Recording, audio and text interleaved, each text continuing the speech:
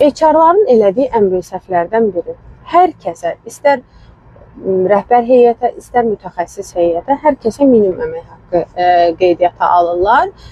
Bu belə olmalı deyil. Çünki bir şöbə müdiri ilə mütəxəssis eyni maaş ala bilməz. Hətta direktorla mütəxəssisi belə eyniləşdirə bilirlər. Bu adətən özəl müəssisələrdə olur. Dövlət müəssisələrində təbii ki, bundan ciddi nəzarət olunur. Ancaq buna diqqət yetirmənizi sizə tövsiyə eləyirəm. Bəzən də bəzi HR-lar 15-20 manat, 30 manat, 50 manat fərqlə yazırlar. Bu belə də olmalı deyil. Ona görə bəzi hallarda isə hətta mən qabağıma çıxıb qarşılaşmışam, direktorun maaşını mütəxəssisin maaşından belə az edirlər.